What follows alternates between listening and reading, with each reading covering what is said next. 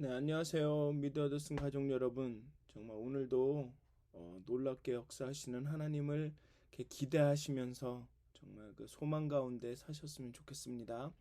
사도신경 하심으로 6월 3일 목요일 새벽 예배를 시작하도록 하겠습니다.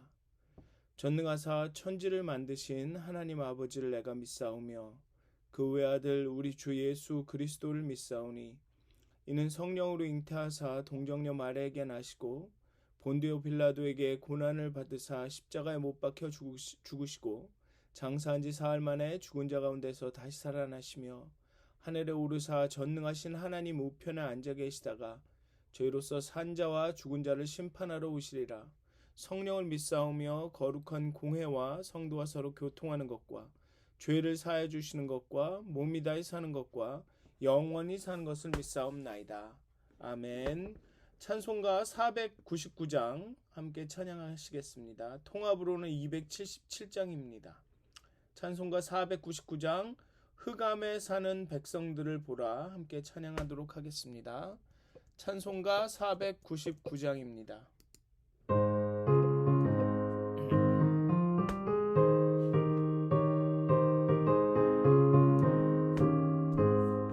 흑암에 사는 백성들을 보라 수많은 심령 멸망하겠네.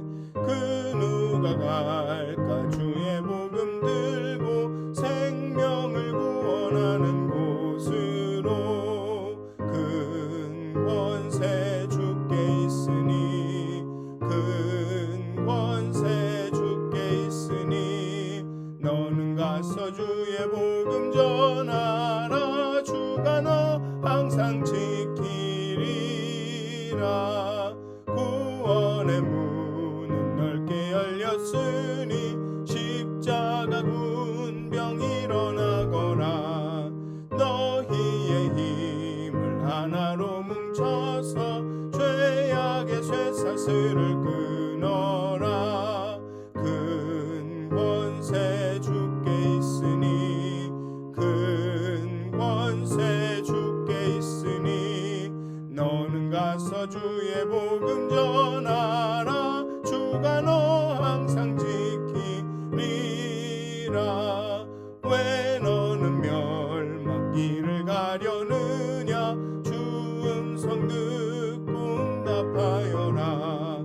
널 구원하려 예수 죽었으니 생명의 참된 복음 전하라. 큰 권세 주께 있으니 큰 권세 주께 있으니 너는 가서 주의 복음 전하라. 주가 너 항상 지키리라. 온 천하 만민 승리의 그날에 영광과 찬송 주께 드리네. 속죄함 입어 구원받았으니 기쁘게 할렐루야 부르세. 큰 권세 주께 있으니 큰 권세 주께 있으니 너는 가서 주의 복음 전하라. 주가 너 항상 지키리라. 아멘. 찬송가 508장 한 장 더 찬양하시겠습니다. 통합으로는 270장입니다. 우리가 지금은 나그네 되어도 찬송가 508장입니다.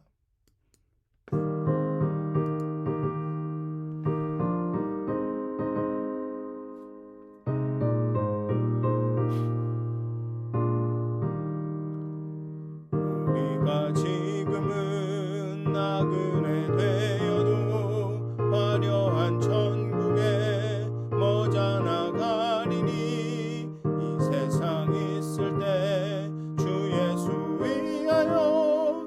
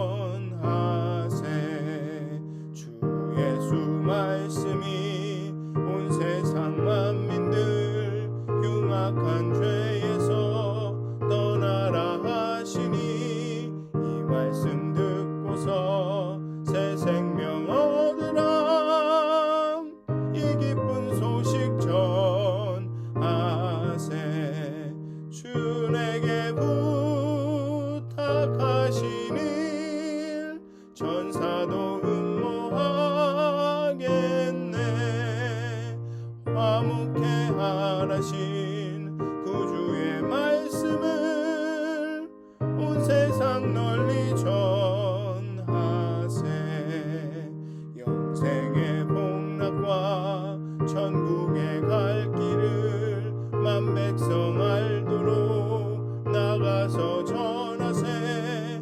주 예수 말씀이 이 복음 전하라 우리에게 부탁하셨네.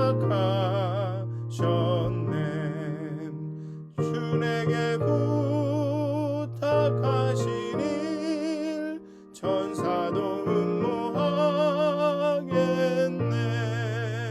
화목해 하라신 구주의 말씀을 온 세상 널리 전하세. 아멘.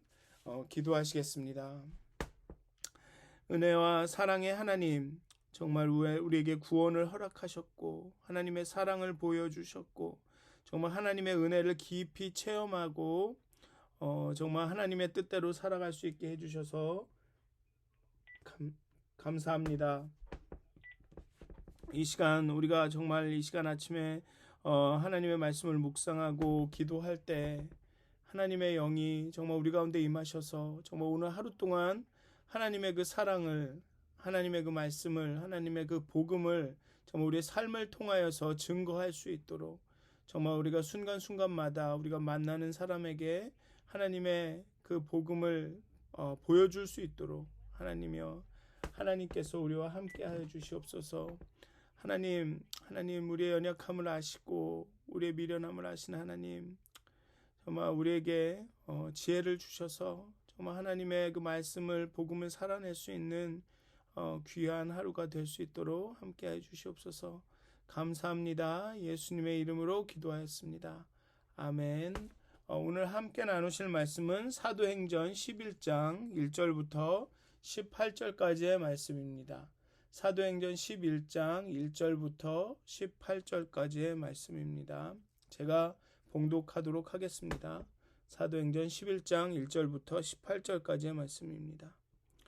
유대에 있는 사도들과 형제들이 이방인들도 하나님의 말씀을 받았다 함을 들었더니 베드로가 예루살렘에 올라갔을 때 할례자들이 비난하여 이르되 내가 무할례자의 집에 들어가 함께 먹었다 하니 베드로가 그들에게 이 일을 차례로 설명하여 이르되 내가 요파시에서 기도할 때 황홀한 중에 환상을 보니 큰 보자기 같은 그릇이 내 귀에 매어 하늘로부터 내려 내 앞에까지 드리워지거늘 이것을 주목하여 보니 땅에 4발 가진 것과 들짐승과 기는 것과 공중에 나는 것들이 보이더라. 또 들으니 소리 있어 내게 이르되 베드로야 일어나 잡아 먹으라 하거늘 내가 이르되 주님 그럴 수 없나이다. 속되거나 깨끗하지 아니한 것은 결코 내 입에 들어간 일이 없나이다 하니 또 하늘로부터 2번째 소리 있어 내게 이르되 하나님이 깨끗하게 하신 것을 내가 속되다고 하지 말라 하더라. 이런 일이 3번 있은 후에 모든 것이 다시 하늘로 끌려 올라가더라. 마침 3사람이 내가 유숙한 집 앞에 서 있으니 가이사랴에서 내게로 보낸 사람이라. 성령이 내게 명하사 아무 의심 말고 함께 가라 하심에 이 6 형제도 나와 함께 가서 그 사람의 집에 들어가니 그가 우리에게 말하기를 천사가 내 집에 서서 말하되 내가 사람을 요빠에 보내어 베드로라 하는 시몬을 청하라.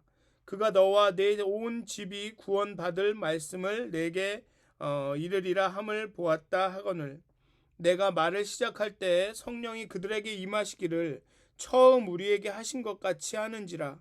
내가 주의 말씀에 요한은 물로 세례를 베풀었으나 너희는 성령으로 세례를 받으리라 하신 것이 생각났노라. 그런즉 하나님이 우리가 주 예수 그리스도를 믿을 때 주신 것과 같은 선물을 그들에게도 주셨으니 내가 누구이기에 하나님을 능히 맡겠느냐 하더라. 그들이 이 말을 듣고 잠잠하여 하나님께 영광을 돌려 이르되 그러면 하나님께서 이방인에게도 생명 얻는 회개를 주셨도다 하니라. 아멘. 이방인의 회심 소식이 예루살렘 교회에 전해졌습니다. 아마 베드로가 예루살렘으로 돌아가기 전에 이미 그 소식이 그 예루살렘 교회에 전해진 것 같습니다. 그런데 이 소식을 들은 예루살렘 교회의 이 유대 그리스도인들은 베드로의 행동을 비난하고 나섭니다. 이에 베드로는 이 일들에 대해 자세히 설명합니다. 먼저 하나님이 자기에게 보여주신 환상과 또 자기를 찾아온 이방인들을 차별하지 말고 따라가라는 성령의 음성을 들은 것을 이야기합니다. 그리고 이방인 고넬료 집에서 일어난 성령 사건을 이야기합니다. 고넬료의 회심 이야기는 이방인의 오순절 성령 강림 사건이라고도 불러도 될 것 같습니다. 이에 유대 그리스도인들도 베드로의 말을 듣고 하나님께 영광을 돌립니다. 사도행전의 저자 누가는 이방인에게 복음이 전파된 것을 다른 성경에서 묘사했듯이 성령이 내려오셨다거나 성령을 부어주셨다거나 이 사람들이 성령을 받았다로 묘사하지 않고 하나님의 말씀을 받았다고 표현합니다. 베드로는 분명히 앞장에서 성령이 임하시는 것을 보고 이방인에게도 복음이 전파될 것을 확신했습니다. 하지만 누가는 성령이 임했다는 표현보다는 하나님의 말씀을 받았다는 표현을 사용합니다. 이를 통해서 누가는 외형적인 아니면 부수적인 현상에 집중하는 것이 아니라 사건의 그 본질에 초점을 맞추려 하고 있습니다. 성령이 임해서 방언을 하고 은사가 나타나는 것이 중요한 것이 아니라 하나님의 말씀에 의해 회심됐다라는, 하나님의 말씀을 그들이 받았다라는, 하나님의 그 복음을, 예수의 복음을 그들이 믿었다라는 그것이 더 중요하다라는 것을, 하나님의 말씀에 의해서 이 사람들이 회심되었다라는 것을 나타내려고 하는 것입니다. 성령이 임했다는 것은 근본적으로 본질적으로 하나님의 말씀이 그들에게 임했고 그들이 그 말씀을 순종하는 삶의 모습을 지니게 되었다라는 것입니다. 따라서 누가는 후에도 이 말씀의 18절이나 이런 데 보면 후에 구원받을 말씀이다, 생명 얻는 회개라는 표현을 사용하게 됩니다. 그냥 단순히 방언을 했다, 성령을 받았다라는 표현이 아니라 이들이 구원받을 만한 말씀을 받았다, 생명 얻은 회개를 했다라는 표현을 사용하게 됩니다. 그래서 우리도 때로는 성령이라는 것이 언급될 때 그런 좀 이렇게 약간은 거부감이 드시는 분들도 계실 텐데요. 그것을 꼭 성령이라고 얘기할 때 성령의 은사나 방언을 얘기한다고 생각하지 마시고, 성령이 임했다라는 것은 하나님의 말씀이 우리 가운데 임했고 하나님의 말씀이 우리 가운데 이 역동성 있게 이렇게 살아가지고 있고 하는 일이다라고 그렇게 받아들이셨으면 좋겠습니다. 좀 더 그 본질적인 것에 초점을 맞추셨으면 좋겠습니다. 어쨌든 3절에 보면 또 예루살렘 교회의 유대 그리스도인들은 베드로가 이방인에게 세례를 주고 복음을 전했음을 비난하는 것이 아니라 무할례자의 집에 들어가 함께 먹은 것을 비난합니다. 이 예루살렘 교회 유대 그리스도인들의 비난을 잘 봐야 합니다. 왜 베드로야, 왜 네가 이방인들에게 복음을 전했냐로 비난하는 것이 아니라 왜 무할례자의 집에 들어가 함께 먹었느냐를 비난합니다. 왜 유대인의 법을 어겼느냐, 왜 유대의 그 규칙을, 율법을 어겼느냐로 비난을 합니다. 이는 유대인의 법을 어김으로써 유대교인들에게 교회가 핍박받을 것을 우려했다라는 것을 짐작할 수 있습니다. 예수를 이방인에게 전하는 것은 유대인 공동체가 문제 삼지 않을지도 모르지만, 왜냐하면 유대교인들은 예수를 어떻게 전파하든 크게 이방인에게 전파하는 것은 문제가 안 될 것입니다. 왜냐하면 유대인 공동체가 예수라는 새로운 그 유대인에게 치면은 이단이죠. 그 이단이 유대인 공동체를 잠식하는 것을 두려워해서 그리스도인들을 핍박했던 것이지, 그 예수를 이방인에게 전하는 문제에 대해서는 유대인 공동체는 관심이 없었을 것입니다. 그런데 이방인의 집에 들어가서, 유대인이 이방인의 집에 들어가 먹는 것은 유대의 법을 정면으로 거스르는 것이기 때문에 예루살렘 교회가 유대 공동체 전체의 비난과 핍박을 받을까봐 걱정했다라는 것입니다. 아마 스데반이 순교한 이후에 또 사울이 회심한 이후에 예루살렘 교회는 비교적 평안하게 지냈을 수 있었는지도 모르겠습니다.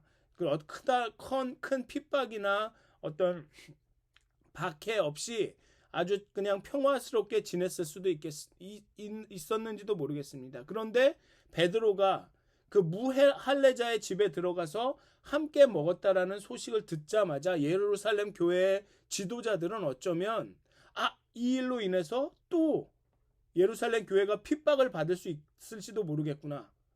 유대 공동체로부터 어떤 그런 그 박해를 받을지도 모르겠구나 라고 두려워했던 것입니다. 그렇기 때문에 예루살렘 교회 지도자들은 여전히 고넬료의 회심의 그 핵심을 깨닫지 못하고 있습니다. 예수님의 복음이 그리스도 그 기독교의 복음이 이방인에게도 이렇게 전파되고 있다라는 그 엄청난 일을 받아들이지 못하고 있는 거죠. 아니, 거기에 관심이 있지 않습니다. 지금은. 어쨌든 베드로는 고넬료와 자신 사이에 있었던 일을 다 설명을 합니다.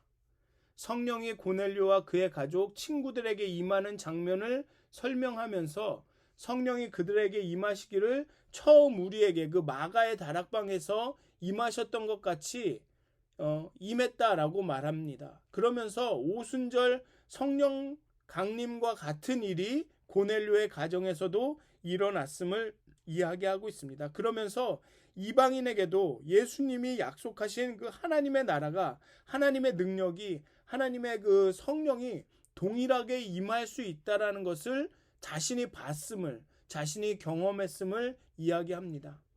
또 이 베드로는 이 경험을 통해서 사도행전 1장 5절에서 예수님이 하신 말씀을 생각하게 되었다라고 이야기합니다. 내가 주의 말씀에 요한은 물로 세례를 베풀었으나 너희는 성령으로 세례를 받으리라 하신 것이 생각났노라. 그리고 하나님이 우리가 주 예수 그리스도를 믿을 때 주신 것 같은 선물을 그들에게 주셨느니라고 말합니다. 이를 통해서 베드로가 말하려고 하는 것은 무엇이냐 하면 이방인들이 성령 받은 사건은 다른 것이 아니라 우리가 그 오순절 때 그 마가의 다락방에서 받은 그 성령 세례의 사건과 똑같은 그 성령 세례다. 그리고 이것은 그 고넬료와 그 친구들이 복음을 믿었을 때 일어났다 라는 것을 말하고 있고요. 또 하나는 무엇이냐면 이방인들이 성령 세례를 받았다면 그들도 역시 물 세례를 받을 자격이 있다를 말하고 있는 것입니다. 이렇게 이방인 선교의 가능성과 실제가 확증되었음을, 이방인도 이제 그리스도의 복음을 받을 수 있음을 이렇게 증거하는 거죠. 베드로는 그렇게 그 이방인 선교의 가능성을 예루살렘 교회 지도자들 앞에서 이렇게 주장하고 있는 것입니다. 그런데 18절을 보면 이 예루살렘 지도자들의 반응이 좀 뜨뜻미지근합니다. 그들이 이 말을 듣고 잠잠하여 하나님께 영광을 돌려 이르되 그러면 하나님께서 이방인에게도 생명 얻는 회개를 주셨도다 하더라. 그렇게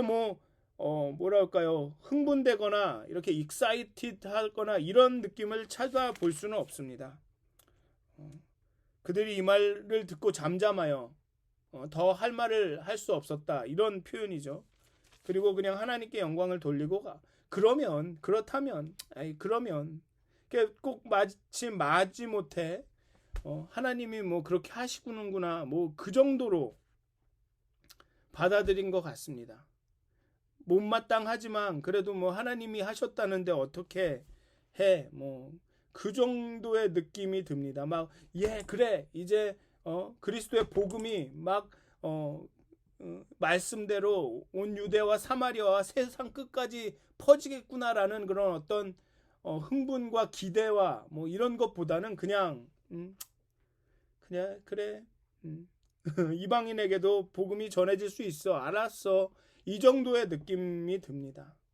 여전히 자신들의 그런 뭐라 그럴까요? 자신들의 생각, 자신들이 생각하는 복음의 영역, 그것을 포기하지 못하고 있는 듯한 그런 느낌이 들죠.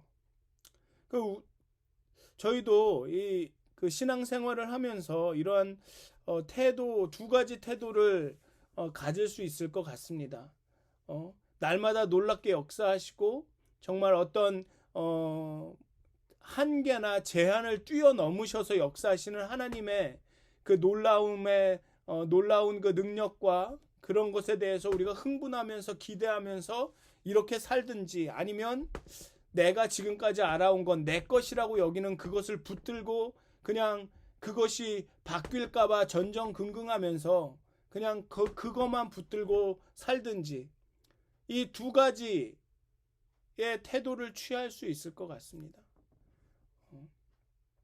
정말 하나님의 복음이, 하나님의 능력이, 하나님의 나라가 정말 놀랍게 막 우리 삶 가운데 임하고 사람들에게 영향력을 미치고 복음이 증거되고 이런 것에 대해서 이렇게 뭐라 그럴까, 소망을 갖고 기대를 하면서 막 이렇게 사는가, 아니면 그냥 뭐 이대로가 좋지, 더 이상 변화는 안 돼, 여기서 이대로 머물러 있는 게 좋아 라며 살든가, 둘 중에 하나인 것 같습니다.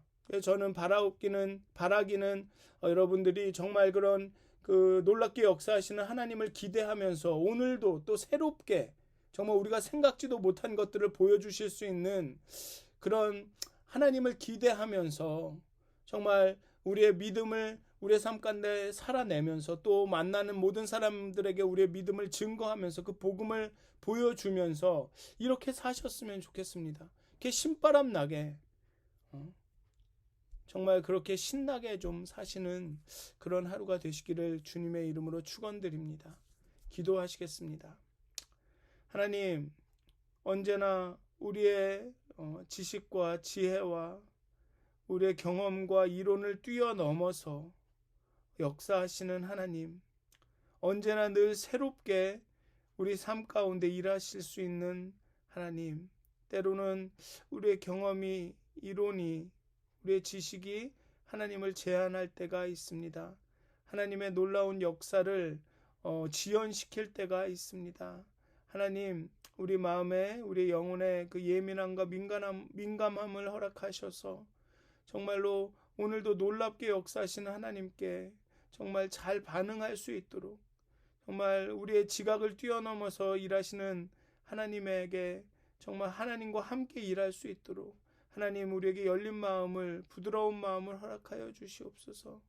정말 오직 하나님만을 신뢰하고 의지하고 하나님을 따라가는 하나님의 일하심을 함께하는 그런 믿음을 허락하여 주시옵소서. 정말 오늘 하루도 정말 하나님의 복음이, 그리스도의 복음이 정말 놀라운 일을 우리 삶 가운데 이루기를, 정말 우리의 삶을 통해서 그 복음이 증거되는 역사가 나타나기를 간절히 소원합니다. 감사합니다. 예수님의 이름으로 기도하였습니다. 아멘. 하늘에 계신 우리 아버지여, 이름이 거룩 여김을 받으시오며 나라가 임하옵시며 뜻이 하늘에서 이루어진 것 같이 땅에서 이루어지이다. 오늘 우리에게 일용할 양식을 주옵시고 우리가 우리에게 죄진 자를 사하여 준 것 같이 우리의 죄를 사하여 주옵시고 우리를 시험에 들게 하지 마옵시고 다만 악에서 구하옵소서. 나라와 권세와 영광이 아버지께 영원히 싸움나이다. 아멘. 네, 평안한 하루 되시길 기도합니다.